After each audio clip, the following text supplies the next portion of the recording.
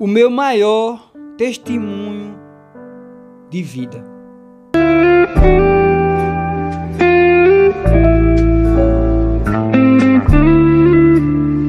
Olá, meus irmãos, bom dia, a paz do Senhor Jesus. Para você que não me conhece e está chegando agora, o meu nome é Anderson Gomes e este é o canal Oração da Manhã. Eu louvo a Deus pela sua vida aí do outro lado, você que sempre está nos assistindo. Deus tocou no meu coração nesta manhã para que eu pudesse contar o meu testemunho de vida, o meu maior testemunho de vida, o que Deus fez na minha vida, o porquê Deus já falou comigo, porque eu precisava contar. Eu acredito, eu tenho fé, eu sei a quem eu tenho servido, eu conheço este Deus e Ele sabe da sua necessidade. Quem sabe alguém da sua família está precisando ouvir esse testemunho. Sim, alguém da sua família precisa ouvir esse testemunho. E você também precisa ouvir esse testemunho. Quem sabe alguém que você tanto ora por ele passa por esta situação que eu vou aqui testemunhar, que eu irei aqui transmitir para os irmãos. A única coisa que eu peço para você nesta manhã é que você me acompanhe até o final. São poucos minutos, você não vai perder o seu tempo, mas pelo contrário, Deus vai falar ao seu coração. E no final do meu testemunho, eu vou aqui fazer uma oração, como de costume, por todas as vidas, por todos os inscritos, por todas as pessoas que nos pedem oração. E grandes coisas o Senhor já tem feito através dessa oração. Antes disso, eu peço que você abra a sua Bíblia conosco no livro dos Salmos, capítulo 66, versos de número 5 ao 6. Esse texto fala ao meu coração. Esse texto mostra aquilo que Deus fez e pode e vai fazer em nossas vidas.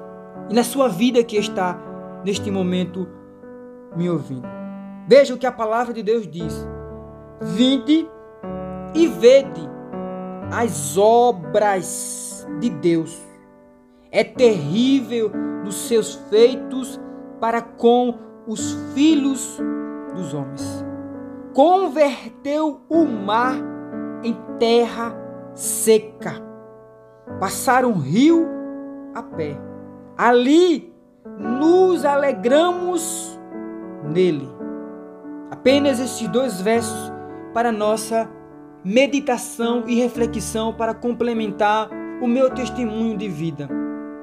Meus irmãos, no ano de 2010 foi um ano que Deus mudou a minha vida de uma forma que eu não consegui entender. Eu não entendi o que Deus e o porquê Deus tinha feito aquilo na minha vida. No ano de 2010, eu perdi o meu maior bem aqui na terra. Os meus pilares eu perdi. O meu maior amor como família, laço sanguíneo, eu perdi no ano de 2010. Para mim, foi a pior coisa, a pior perda que alguém poderia perder. A dor, o sofrimento foi tão grande que eu achava que eu não ia suportar tanta dor.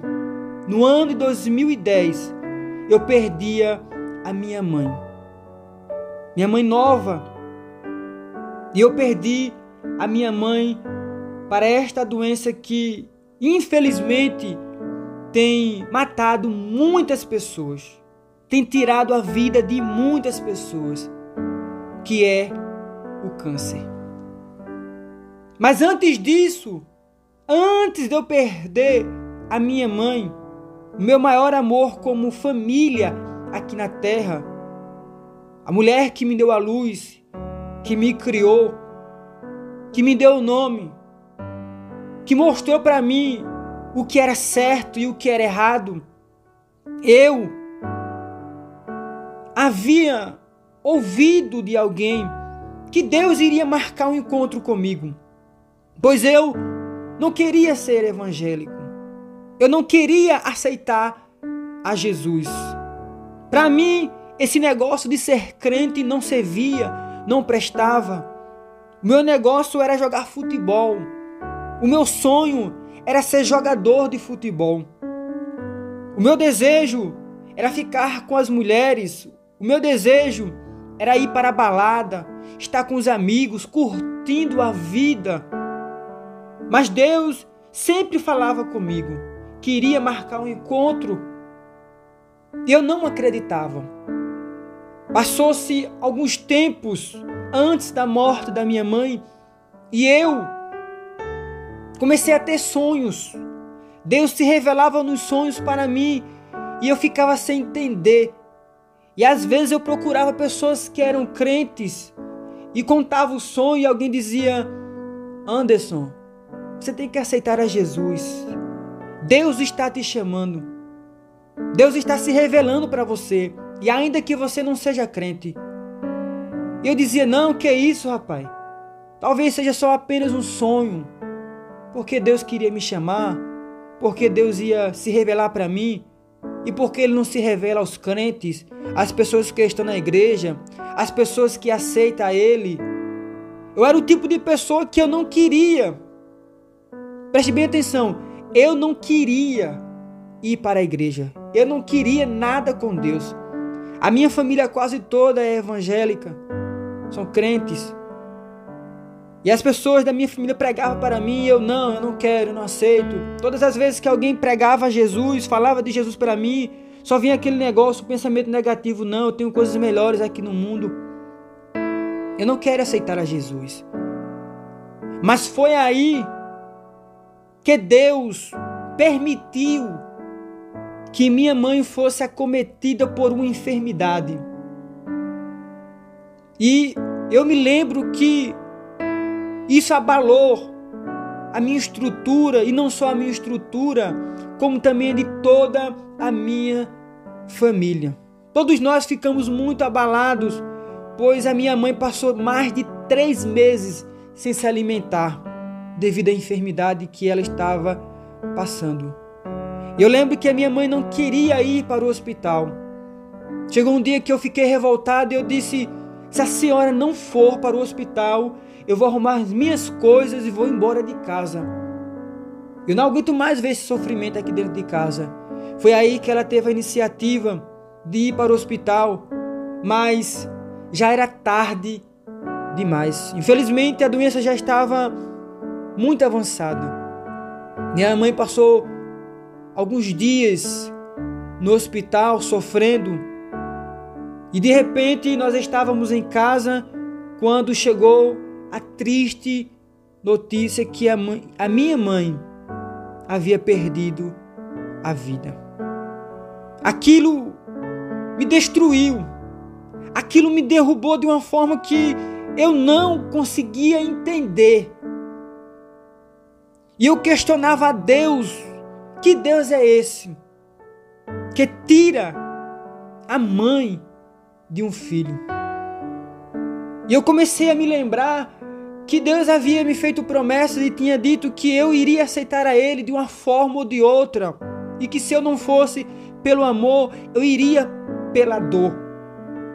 Mas eu não queria entender, e eu questionava a Deus e dizia: este Deus eu não quero. Precisou tirar a vida da minha mãe, do meu porto seguro, do meu maior amor, para que eu pudesse aceitar a este Deus. Eu não vou aceitar. Eu não quero aceitar este Deus. Passou-se os dias, a nossa família ficou muito abalada. Infelizmente, depois de mais de 10 anos, nós ainda sentimos a dor. E tem pessoas da nossa família que ainda lamentam de uma forma muito triste. Nós também nos lamentamos muito. Mas é verdade que Deus ele vai nos consolando com o passar do tempo. Mas eu me lembro que naquela semana, uma tia minha chegou na minha casa e disse: Vamos passar uns dias lá comigo. Vamos sair desse clima para que você não fique doente, para que você abra a mente mais um pouco. E eu disse, eu vou, minha tia, eu vou. Arrumei minhas malas e fui passar uns dias na casa da minha tia. Para mim, aquilo, eu ia, mas aquilo não era o suficiente. Nada me consolava. Era uma tranca dentro do meu coração. À noite eu chorava, ficava desesperado, sem saber o que fazer. Quando eu estava em casa, eu ficava olhando para a porta e eu dizia, ela vai entrar por essas portas. E às vezes quando eu saía de casa, que eu ia chegando, eu olhava para o sofá porque a minha mãe ficava me esperando quando eu saía. E ela só ia dormir quando eu chegava. Quando eu chegava, ela dizia, ali está a sua janta, eu já coloquei, já está tudo certinho. Ali está a sua roupa para você tomar banho, ficar assistindo. Eu agora vou dormir, vou descansar porque você chegou. E tudo isso vinha à tona todos os dias. E passou-se os dias, eu encontrei algumas pessoas da minha família que eu não conhecia. E eles começaram a tentar me motivar, me alegrar. Chegou um certo dia, depois de mais ou menos uns 15 a 20 dias, aconteceu algo comigo que aquilo marcou. Já não bastava a perca da minha mãe, e agora eu passei por um processo que ainda hoje eu não entendo. Um primo meu me chamou para a gente ir para uma outra vila, para uma vila que ficava ao lado daquele lugar onde nós estávamos. E ele disse, vamos lá, porque lá tem muita gente, a gente vai conversar, a gente vai se divertir, é bom para você. Eu lembro que nós pegamos 2 bicicletas e fomos de pista fora, e começamos a andar, e lá nós conversamos com muitas pessoas, e na volta, foi aí que Deus marcou um encontro comigo, que aquilo eu não consigo entender. Se tivesse ali uma gravação ou um vídeo para mostrar, ainda assim eu não conseguiria entender. Eu lembro que nós fomos atravessar a pista e o meu primo olhou e disse, vamos atravessar? Eu disse, vamos. Ele disse, eu vou na frente. Quando de repente eu se deparo com uma carreta na beira de uma ponte, em um cruzamento. Meus irmãos, eu não sei como foi aquilo. Eu me lembro que aquela ponte estava muito acabada e não tinha mureta de proteção, só tinha uma barrinha no chão que mal dava para você se apoiar. E eu lembro que eu só via aquela carreta de frente comigo. Eu não sei como foi aquilo, mas a mão de Deus naquele dia, me livrou. Eu me lembro que foi um anjo do Senhor, foi Deus, me livrou naquele dia. Eu lembro que eu fiquei de ponta de pé na ponte para cair. E o meu primo lá do outro lado, ele fechou os olhos. Quando eu olhei, ele estava com os olhos fechados. Tinha muitas pessoas, ali era um engenho, e ali as pessoas estavam lavando roupa. Muitas pessoas fecharam os olhos. Muitas pessoas gritaram porque viram naquele dia que eu iria morrer. Meus irmãos, eu fiquei tremendo. Eu fiquei sem entender como. Eu suava frio. E eu passei ali. E quando eu cheguei perto do meu primo, ele olhou para mim e disse, o que foi isso? Eu disse, eu não sei. Aí ele disse, eu sei o que foi isso. Eu disse, foi o quê? Me explica. Ele disse, foi Deus quem te livrou. Meu primo também não era evangélico, meu primo também não era crente. Naquele dia ia acontecer a segunda tragédia na minha família. Não bastava minha mãe, agora ia ser eu. E o que me chama mais atenção é que fazia poucos dias que Deus usava um homem de Deus e disse para minha avó que Deus estava dando um grande livramento de morte para alguém de nossa família. E quando eu chego em casa, eu disse para o meu primo, cheguei na casa da minha tia, eu disse, não conte isso para ninguém. Só vai ficar entre eu e você, porque se você contar, a minha tia não vai querer mais deixar eu sair de casa. E quem sabe vai mandar eu ir para casa, porque eu acabei de perder a minha mãe e quase eu morria.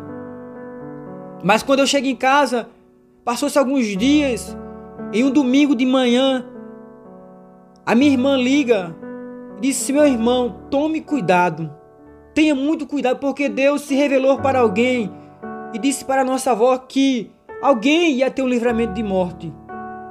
E naquele dia eu lembro que tinha muitas pessoas do meu lado, eu estava com o telefone no ouvido e as lágrimas começaram a cair e todo mundo começou a perguntar: o que está acontecendo, rapaz? O que aconteceu? Eu disse: Deus me livrou. E quando eu contei o que havia acontecido, a minha tia entrou em desespero e disse: meu filho, ali já morreu muitas pessoas. E como é que você atravessou ali de bicicleta? Foi Deus na sua vida. E eu lembro que eu entrei em pânico. As lágrimas começaram a cair. Meus irmãos, eu como incrédulo, quem não aceitava Jesus, quem não gostava dos crentes, naquele dia eu senti Deus dizendo: eu estou te chamando agora. Aleluia. Glória seja dada ao nome do Senhor Deus. Naquele dia Deus marcou um encontro comigo, não só naquela pista, mas também quando Ele permitiu que a minha mãe partisse desta terra. Meus irmãos, eu lembro que naquele dia, quando a minha irmã disse que Deus tinha usado alguém, eu disse: Deus verdadeiramente está me chamando. E Deus me livrou naquele dia. E quando eu contei, todo mundo ficou abismado com tudo aquilo que havia acontecido. E eu lembro que no domingo eu disse: eu vou para a igreja, eu vou pelo menos ouvir a mensagem, vou ver o que Deus quer falar comigo. Eu lembro que tinha algumas pessoas que lá eram crentes, juntamente com a família, com a minha família. Disse: vamos, pelo menos é bom que você tire isso da cabeça, que isso não é bom. Eu me lembro que naquele culto, nunca eu me esqueço, Deus usava uma jovem. Aquele irmão que estava dirigindo o culto, deu oportunidade para uma jovem. E ela disse, olhando fixamente nos meus olhos, eu estava lá atrás na última banca porque eu não queria ser visto, eu não queria aceitar a Jesus. E ela disse: jovem, Deus te deu a última oportunidade. Meus irmãos, aquilo me fez sentir que Deus queria me chamar, que Ele tinha um propósito, que Ele tinha uma promessa na minha vida. E aquilo me deu forças, ânimo. Eu disse: eu vou aceitar. Eu lembro que eu olhava para um canto, olhava para o outro, e eu dizia: Senhor, se realmente o Senhor está me chamando, envia alguém desses irmãos, algum irmão, irmã, seja lá quem for, e vem aqui e me faça o convite que eu vou aceitar. Eu me lembro que chegou um irmão e disse: você quer aceitar Jesus, jovem? E eu não pensei duas vezes, e disse: sim, eu quero aceitar a Jesus. E naquele dia eu entreguei a minha vida para Jesus. Jesus me aceitou naquele dia. E hoje eu estou aqui para a glória de Deus. Os irmãos viram que eu postei aqui a foto da minha esposa. Quando nós casamos, faz mais de 2 anos que nós casamos. Hoje eu tenho mais de 10 anos de evangelho. Completou 10 anos agora, esse mês. E, meus irmãos, as pessoas olhavam para mim e diziam que eu não tinha jeito. Uma pessoa da minha família que não era crente, que não é evangélica, disse: tu só tem 2 caminhos. E eu disse: qual? Na inocência. E ela disse: ou é o cemitério ou é o presídio. Tu não tem jeito não, rapaz. E aquilo me deixava angustiado. Mas Jesus de Nazaré, Ele ainda marca encontro na terra.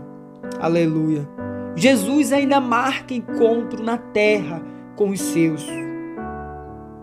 Meus irmãos, me permita aqui dizer, mas o que Deus quer, o que Deus tem e o que Deus vai fazer, morre gente, se converte gente, alguém se muda de lugar, mas Ele cumpre com aquilo que Ele fala na minha e na tua vida.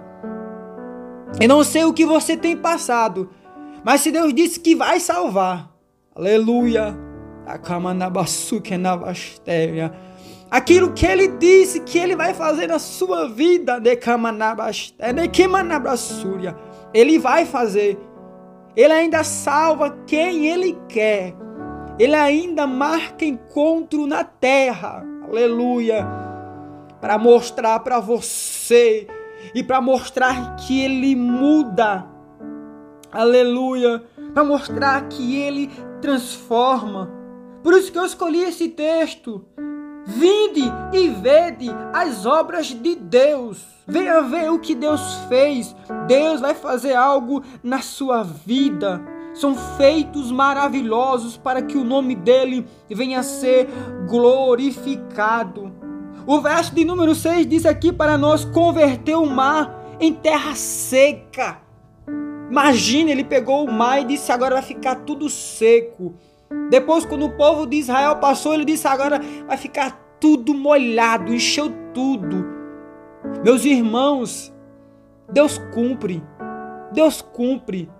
Eu não sei se você está com seus filhos ou com seu filho no mundo das drogas, no mundo da prostituição, fazendo coisas que é erradas.